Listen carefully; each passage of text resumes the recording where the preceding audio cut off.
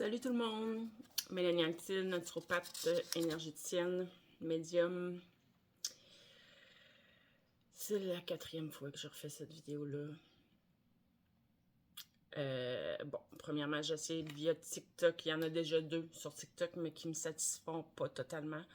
Je les ai laissés quand même parce qu'il y a quand même, je crois, du bon au travers ce que je vous ai transmis. Mais c'est pas bon. Bref, c'est pour faire suite à ma vidéo d'hier sur se recentrer sur soi, quelque chose comme ça. J'ai reçu beaucoup de questions et d'ailleurs, merci pour ces questions-là. Et je réalise que moi, j'ai déjà un bout de chemin de fait. Ça fait des années. Là, ça fait des années que je travaille là-dessus, sur moi-même. J'ai oublié un peu quels sont les trucs concrets que j'ai. Je vous transmets les messages parce que, tu sais, comme hier, c'était un message plus davantage qui venait de la source que de moi. Là. Euh, quand, donc je transmets, mais c'est ça, ça vient comme ça vient, j'ai pas de préparation. Là, vu que ça fait plusieurs fois que je reprends la vidéo, puis je vous dis tout de suite, ça va durer plus que 10 minutes parce que là, j'ai switché, je suis pas via TikTok, ça me coince trop, là, 10 minutes.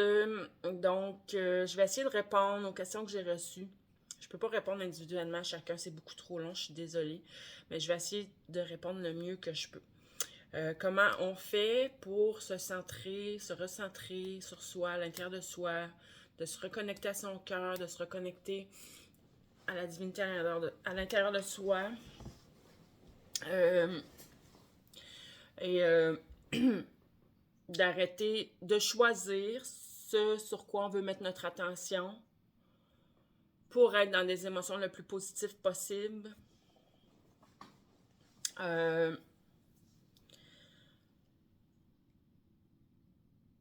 Pour moi, ça a l'air clair quand que je vous le transmets, mais de toute évidence, ça ne l'était pas.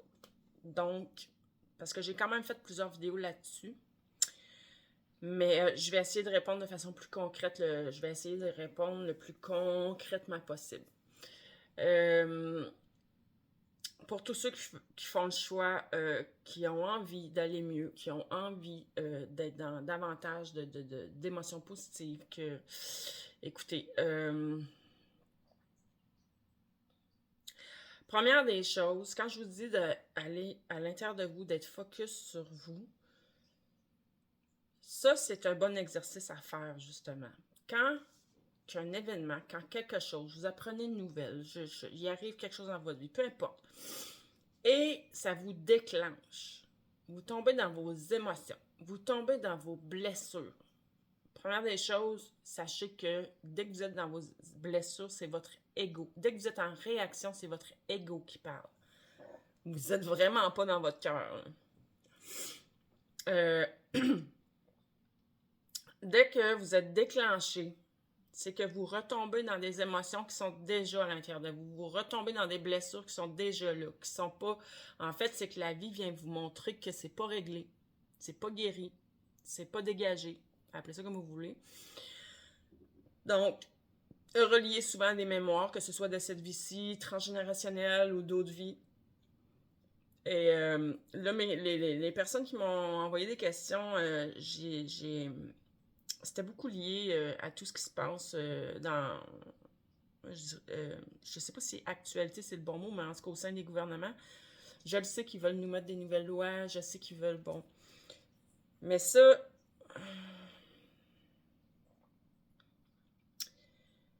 Je vais redire ce que j'ai déjà dit dans d'autres vidéos. Quand je m'aperçois que je n'ai aucun pouvoir là-dessus, que je peux pas changer les choses qui sont extérieures à moi, c'est là que je me ramène à moi. La seule sur qui j'ai du pouvoir, c'est moi.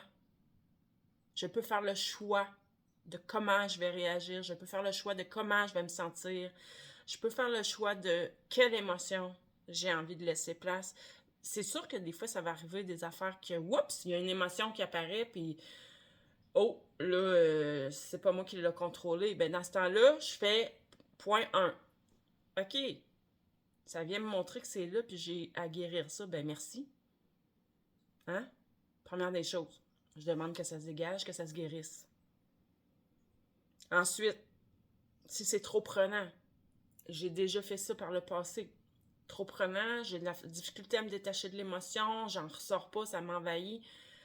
Ben, je demande à la source de me ramener dans mon cœur, je demande à la source d'élever mes vibrations, de les maintenir vraiment au niveau de l'amour. Écoutez, quand je ne sais pas comment faire, je demande à la source de me montrer le chemin. Puis à force d'être concentré là-dessus, ça finit par se faire. Je l'ai déjà vécu. Ça, c'est pas un exemple très concret, c'est plus dans l'énergie, on va dire, mais ça reste que pour moi, ça a fonctionné, donc je vous le transmets quand même. Ensuite, une autre chose que moi, dans les moments très difficiles de ma vie, qui m'a beaucoup aidée, c'est de me dire qu'il n'y a jamais rien qui arrive pour rien. Puis j'ai toujours eu la preuve que c'était vrai. Même si au moment d'un événement, ça peut être hyper douloureux, super difficile, je suis dans des émotions pas possibles. Des fois, ça peut prendre des semaines, des mois, des fois même des années, mais je finis toujours par voir que finalement, il y a mieux qui m'attendait. Mais c'est quelque chose que je crois fermement. Ça s'est toujours passé comme ça. Donc, ensuite, je parlais de pouvoir, mais c'est ça, le seul pouvoir que tu as, c'est sur toi-même, sur ce que tu vas... Tu sais, puis tout est une question de choix aussi. C'est toi qui as le choix. Tu choisis de... Oui, des fois, on ne sait pas comment faire, comme je viens de le dire. Toutes les fois dans ma vie, je ne savais pas comment faire. Je demandais à la source de me guider, de me montrer, de me le faire vivre, de me le faire ressentir. La plupart du temps, quand j'étais dans des événements où j'étais envahie par les émotions, le moment où ça fonctionnait, que je remontais au cœur, je tombais avec assez de détachement que là, on me montrait le tableau complet. Là, je vous parle de trucs plus en interaction avec d'autres personnes dans ma vie. Là, on me montrait les mémoires qui m'habitaient, qui avaient fait que j'avais attiré ça à moi. Et on me montrait en plus les mémoires que ces gens-là portaient, qui faisaient aussi qu'on s'est rencontrés, puis que qu'est-ce qu'eux aussi ont à comprendre là-dedans, et ainsi de suite. Un tableau vraiment complet. Donc, ça fonctionne de faire des demandes. Si on reste centré dessus, ben, rester centré. Des demandes de ce type-là, en tout cas, pour moi, c'était de rester, quand je dis rester centré dessus, c'était avec l'intention de me détacher des émotions, là, de ne pas embarquer, exemple, de ne pas alimenter. En fait, c'est ça la clé, c'est de ne pas alimenter les choses. Ensuite, bon, dans mes outils, ben, c'est sûr, comme je vous ai dit, ça fait des années que je travaille sur moi pour arriver à un certain détachement. Je ne sais pas si c'est possible d'y arriver à 100% un jour. Moi, je ne suis pas rendue là, en tout cas. Je vous le dis tout de suite. Mais il y a eu une très, très, très grande amélioration. Moi qui étais une émotive, écoute, tu peux même pas t'imaginer, si tu n'as pas lu mon livre, tu t'imagines pas de où je parle. Mais crée-moi que si moi j'ai réussi à me rendre où je suis rendue aujourd'hui, tu es capable aussi. Donc, dans mes outils, ben là, je l'ai nommé, le détachement, être dans le cœur. Évidemment, je le comprends, au début, on ne sait pas comment faire. Moi, je le demandais, ça finit par arriver. La méditation, mais la méditation, c'est au quotidien. C'est une pratique au quotidien pour que le cerveau, à un moment donné, s'habitue à faire le vide et à un moment donné, ça finit par se faire comme tout seul même. Pour certains, ça peut être aussi la contemplation qui va mieux fonctionner. Tu sais, il faut que tu trouves tes propres outils là-dedans. Là. Moi, je peux te transmettre les choses qui m'ont aidé, puis c'est un ensemble. C'est vraiment un ensemble. Quand j'ai commencé dans les soins énergétiques, tu sais, ça, la méditation, il fallait vraiment que j'arrive à vider mon esprit. Parce que à l'époque, je faisais pas les soins comme aujourd'hui, je faisais pas le travail comme aujourd'hui. À l'époque, c'était 1 heure dans le silence que je travaillais en énergie sur toi. Donc, en étant dans le silence, il fallait absolument que j'apprenne à maîtriser cette petite bête-là. Là. Il fallait pas que je parte dans des pensées un peu partout. Ensuite, bon, détachement, méditation pour arriver à la maîtrise le plus possible de ses émotions, maîtrise de son ego, maîtrise de ses pensées. Mais c'est toutes des choses qui se pratiquent. Pour certains, ça va être de se connecter avec la nature. Ça peut être d'écouter de la musique que t'aimes. Lire des livres aussi que t'aimes. Comme je disais dans la vidéo, choisis de prêter ton attention à des choses qui te font du bien. J'ai le choix de ce que tu écoutes, le choix de ce que tu lis va influencer beaucoup tes pensées et tes émotions. C'est sûr.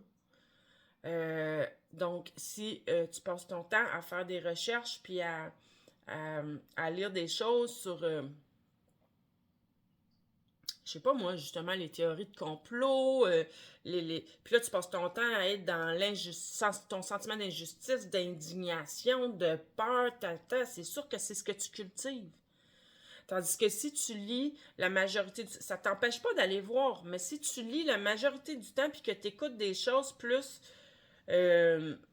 mettons que je fais le lien avec la spiritualité, si tu es plus à lire sur les anges, sur les énergies positives, sur l'amour, c'est certain que c'est ce que tu cultives davantage dans ce temps-là. Et c'est ce que tu mets en place à l'intérieur de toi. Moi, j'ai été pendant mes premières années, là, je lisais. Moi, je lisais les bouquins Doreen Virtue qui parlait des anges, de la guérison énergétique. Elle parlait des fées. Toutes des belles choses que j'aimais, que j'aimais lire, et qui cultivaient quelque chose de positif à l'intérieur de moi.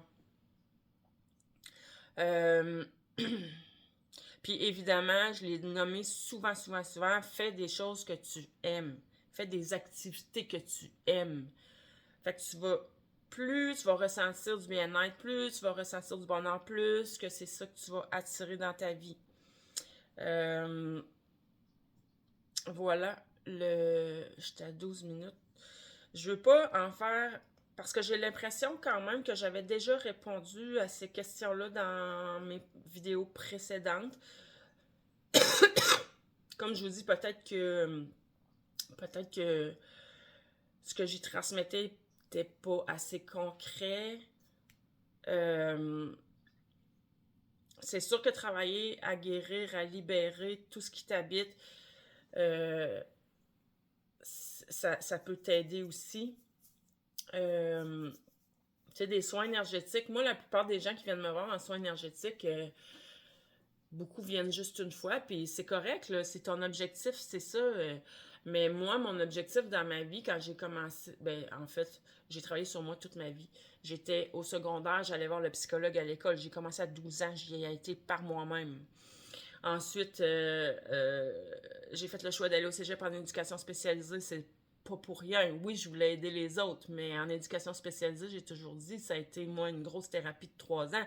Et pendant que je faisais ma formation en éducation spécialisée, je suis allée faire en plus une thérapie de 3 semaines en intensif. Et ensuite, quand j'ai commencé, j'ai découvert le travail énergétique. Je l'ai vu comme un nouvel outil. Parce que là, on s'entend que j'avais fait le tour des trucs. Tu sais, moi, je lisais plus jeune des livres pour. Voyons, pas connaître. Ben oui, des trucs pour mieux me connaître, mais pour travailler sur soi, mais de manière avec l'approche plus psychologique de la chose, on va dire. Mais après plusieurs années, tu sais, ça avance petit pas à la fois. De cette façon-là, en tout cas pour moi, ça a été ça. Tandis que quand j'ai découvert le travail énergétique, je me suis mis à faire des très, très grands pas. Mais moi, des soins, du travail énergétique sur moi-même, j'en ai eu, j'ai jamais arrêté. Depuis 2007, j'ai jamais arrêté de recevoir des soins. Fait que, tu sais, c'est pas juste 2, 3 soins, là, qui vont tout changer dans ta vie. Puis même en recevant des soins euh, régulièrement, pendant des années, j'ai quand même fait mon travail en conscience. Je me suis aperçue à un moment donné, après quelques 2, 3 ans, que oui, c'était important de faire aussi le travail euh, avec mon mental, je vais dire. Je, étrangement, en spiritualité, d'habitude, on n'entend jamais ça. Là. Euh, Moi, je ne crois pas qu'il faut être seulement juste dans le cœur. Moi, je crois que c'est une unification. L'esprit, le cœur, mon essence divine. Il faut que ce soit uni. Il euh, faut qu'ils s'entendent. Faut qu'ils deviennent amis. Faut que... tu sais, puis je vous mentirai pas, l'ego en fait partie, je crois. Moi, je crois pas certaines personnes croient qu'il faut éliminer l'ego. Moi, j'y crois pas. Par contre, je crois qu'il faut... Tu sais, si vous lisez sur les maîtres ascensionnés ou les maîtres tout court, je crois que la maîtrise est d'arriver à maîtriser émotion, ego, pensée. C'est un travail de plusieurs vies. Donc, ceux qui me posent des questions, je ne sais pas c'est quoi votre objectif. Est-ce que c'était d'avoir des réponses comme ça un petit peu plus concrètes? En tout cas, pour ceux que c'est le cas, ben, j'espère que ça a répondu à vos questions. Comme j'ai déjà nommé, ça fait des années que je pratique tout ceci au quotidien. Je suis d'accord avec vous que quand on fait du travail énergétique, il peut... en fait, juste d'avancer, moi je pense que c'est plein de petits miracles, là. Mais encore là, il faut revoir notre définition de miracle. Ce que je veux dire par contre, c'est plus que ne croyez pas que tout va se faire tout seul. Je pense qu'en énergie, des fois, en spiritualité, c'est un petit peu le piège. On a tendance, moi aussi au début, là, des fois, parce que oui, il se faisait des choses, des grands changements arrivaient, puis j'avais l'impression que ça se faisait comme tout seul. Mais à un moment donné, je me suis aperçue que c'était pas assez pour aller plus loin. Il a fallu vraiment que je mette les choses en conscience. Fait que puis moi, j'avais besoin de faire des actions concrètes. Puis là, quand je dis concret, c'est sûr que faire des demandes à la source, de me garder dans mon cœur, c'est pas nécessairement très, très concret. Mais comparativement aux enseignements que moi j'ai reçus là, il y a des années, c'est déjà plus concret. C'est déjà des trucs que je pouvais mettre en pratique. Parce que moi, il faut croire que je suis pas tombée peut-être sur les bonnes personnes, mais à l'époque, oui, j'entendais des choses du genre amenez votre conscience dans votre cœur. Là, je décrochais. Là, je vous parle de méditation guidée, mettons. Amenez votre conscience dans votre cœur. Ben là, moi, j'imaginais qu'il fallait que je mette ma tête dans mon cœur. Je me disais, voyons, comment ils pensent que je peux faire ça? Je pars de loin, là, je vous l'ai dit. Je vous l'ai dit. Si moi j'ai réussi à me rendre où je suis rendue aujourd'hui, si vous êtes capable, vous autres aussi, si vous en faites le choix. Donc, voilà. Je suis même pas certaine, c'est la 4e fois que je refais cette vidéo-là, je suis même pas certaine qu'elle est correcte encore. Mais j'espère que ça va vous donner des petits trucs pour vous aider à vous reconnecter à vous-même. Tu sais, dans le fond, la clé, une des grosses clés, je pensais l'avoir déjà dit dans d'autres vidéos, c'est tout ce qui arrive dans votre vie, toute réaction, tout ce que vous pouvez ressentir. Tu sais, comme j'ai dit, la seule chose sur quoi vous avez un réel pouvoir, c'est vous-même. Oui, dans vos choix de comment vous allez réagir, ce que vous allez ressentir, d'apprendre à avoir la maîtrise là-dessus.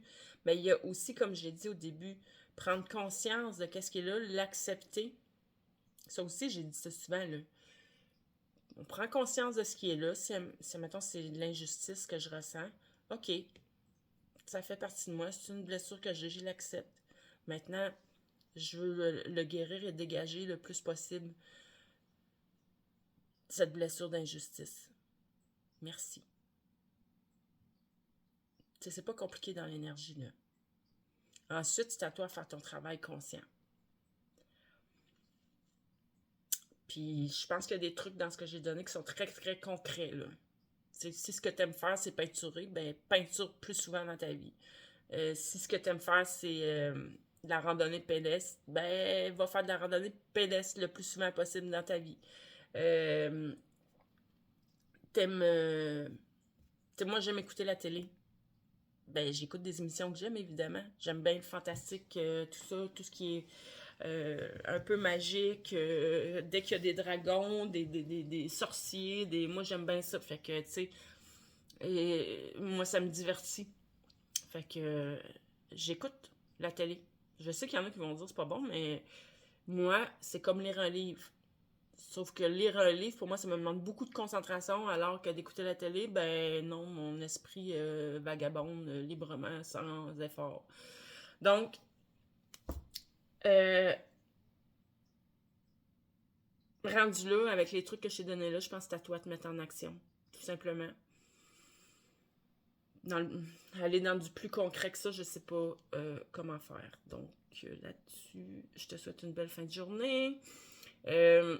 Puis si tu ressens le besoin d'un travail énergétique, de guidance plus personnalisée, hein, c'est normal dans les vidéos que je fais là, que ça se peut que ça te parle pas parce que je te connais pas.